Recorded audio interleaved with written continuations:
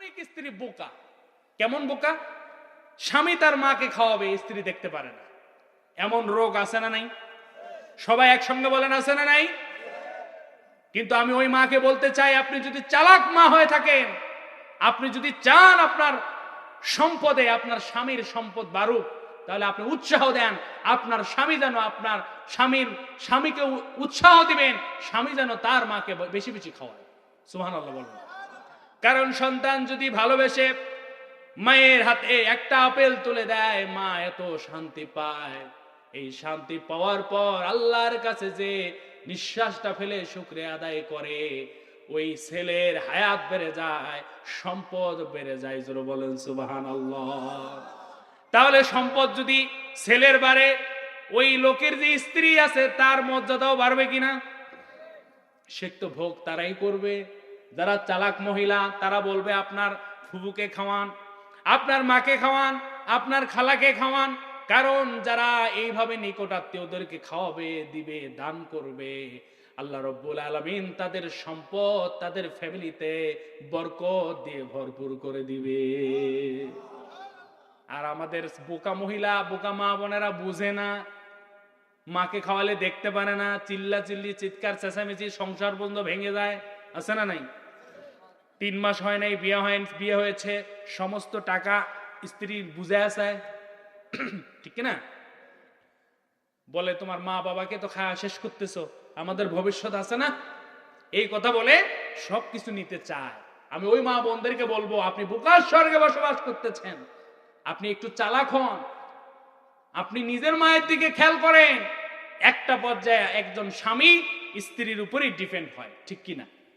মা থাকে না, ভাই থাকে না, বাবা থাকে না, কেউ যখন থাকে না, ওই একজন বেচারা স্বামী, তার জনম দুঃখিনী মাও যখন হারিয়ে যায়, বাবাও যখন হারিয়ে যায়, এই পৃথিবীর ছেলেও তার আপন হয় না, মেয়েও তার আপন হয় না।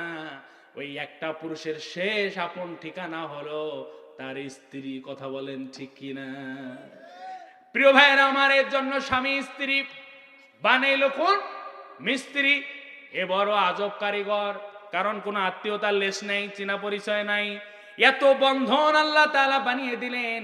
কিয়ামতের ময়দানে আল্লাহ তাআলা স্বামীকে জিজ্ঞাসা করবে, তোমার স্ত্রী কেমন ছিল? স্বামী যদি বলে স্ত্রী আমার খুবই ভালো ছিল, স্ত্রী জান্নাতে চলে যাবে। স্ত্রীকে জিজ্ঞাসা করা হবে, তোমার স্বামী কেমন ছিল? স্ত্রী বলবে স্বামী আমার খুব ভালো ছিল। দুইজন হাসতে হাসতে জান্নাত চলে যাবে। প্রিয় ভাইরা আমার, এর জন্য শুধু স্ত্রীরাই ভালোবাসবে, আপনারা ভালোবাসবেন না? বাসার দরকার আছে না?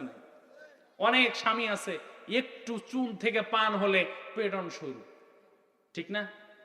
আবার আপনাদের ভালোবাসবে কেমনে? একটু 19 থেকে 20 হলে বইয়ের বাপ মা সহ গালি দেন, দেয় না? একবার স্বামী যদি স্ত্রীকে তার মায়ের বাপের নাম তুলে গালি দেয়, ওই স্ত্রী আর স্বামীকে ভালোবাসবে না মন থেকে, ঠিক কিনা? আপনি যত রাগ থাকুক, প্রয়োজন বোধে নিজের হাত নিজে কামড় দিয়ে ছিঁড়েন, কথার কথা। প্রয়োজন বোধে দেওয়ালের মধ্যে যায় ঘুষি মারবেন, তাহলে স্ত্রীরা মারেন না, তাহলে সব শেষ। স্ত্রীরা এই ওয়াজ শোনার পর খুশি হয়ে লাভ নাই।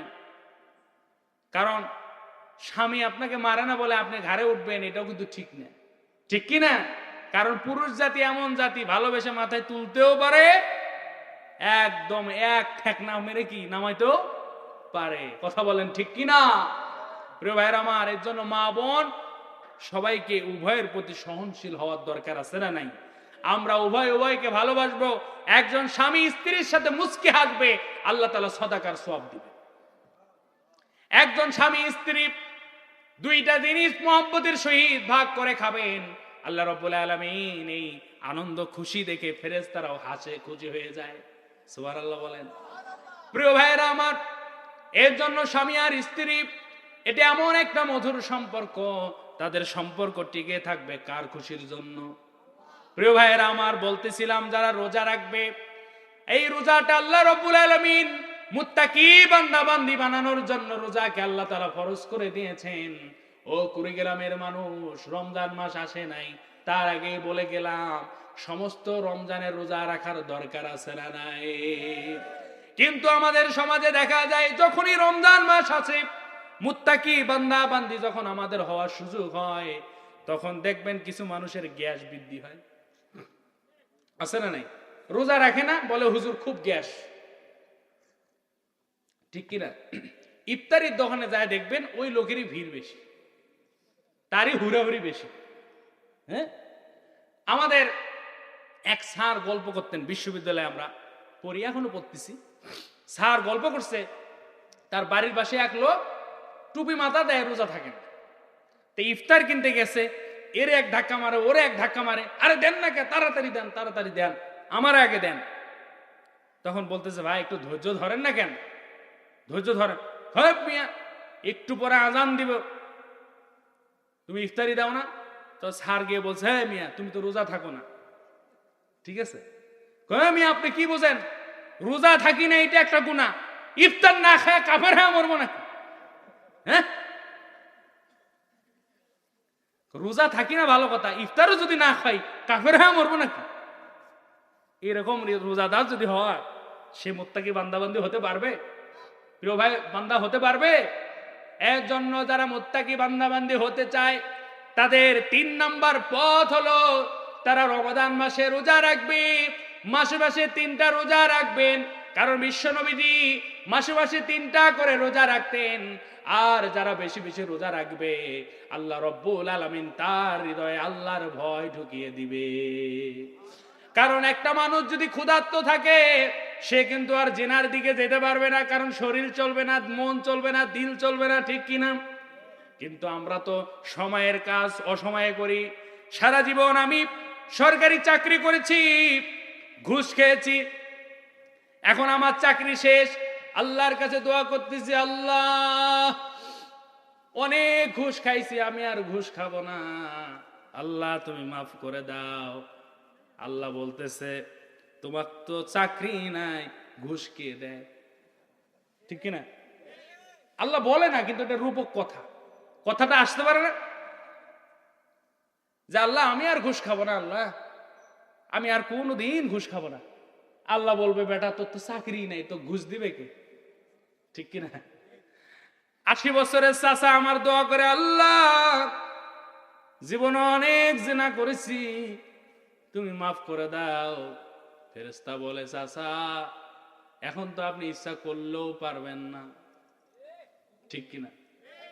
যখন শক্তি ছিল, যখন ঘুষ খাওয়ার সময় ছিল, তখন যদি ঘুষের টাকা ফেরত দিয়ে আল্লাহর কাছে বলতেন, আল্লাহ আমার ভিতরে তাকওয়া তোমার ভয় ঢুকে গিয়েছে, আমি আর ঘুষ খাবো না, এই দেখো ফিরে দিলাম, আল্লাহ ওই বান্দার সকল গুনাহ মাফ করে দিত। ঠিক কিনা? শরীরে শক্তি আছে, জিনা করার মতো সমস্ত উপকরণ আমার কাছে আছে, সুযোগ আছে, কিন্তু একমাত্র আল্লাহ তাআলা দেখবেন এই ভয়ে আমি জিনা ছেড়ে দিয়েছি। আল্লাহ তাআলার কাছে যদি বলি, আল্লাহ আমার কাছে সমস্ত শক্তি থাকার পরও তোমার কাছে ক্ষমা চাচ্ছি, তুমি মাফ করে দাও, বলেন তো সেই তওবা কবুল হওয়ার সম্ভাবনা 100% কিনা? ঠিক কিনা? আল্লাহ মৃত্যুর আগেও তওবা কবুল করতে পারে, কিন্তু একটা তো কমন সেন্স খাটানোর দরকার যে আমার দ্বারা এখন সম্ভব, কিন্তু আমি যদি এখন ছেড়ে দিই আল্লাহর কাছে কাঁদি, অবশ্যই আল্লাহ মাফ করে দিবে, ঠিক কিনা? যখন আমি অক্ষম, যখন আমার চাকরি নাই, কেউ দিবে না টাকা, তখন যদি আল্লাহকে বলি, আল্লাহ আমি আর ঘুষ খাবো না, ঘুষ তো নেওয়ার সুযোগে নেই, ঠিক কিনা? প্রিয় ভাইয়ের আমার, এর জন্য ভালো করে মনে রাখতে হবে। আমি আর 3-4টা পয়েন্ট বলবো। কয়টা বলবো? 3-4টা পয়েন্ট বলেই আমার আলোচনা শেষ করে দিব ইনশাআল্লাহ।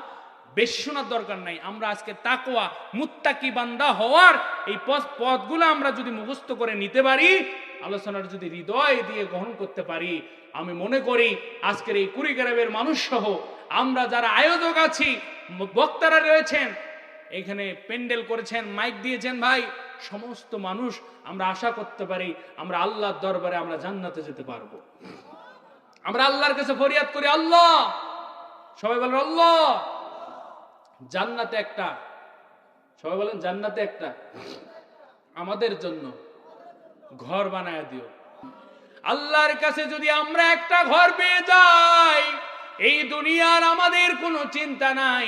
রেল স্টেশনে ঘুমায়, মানুষের বাড়িতে কাজ করি, এক বেলা খায়, দুই বেলা না খেয়ে থাকে, সেই বান্দাটা যদি জান্নাত পেয়ে যায়, এই পৃথিবীর 10 পৃথিবীর জান্নাত পেয়ে যাবে।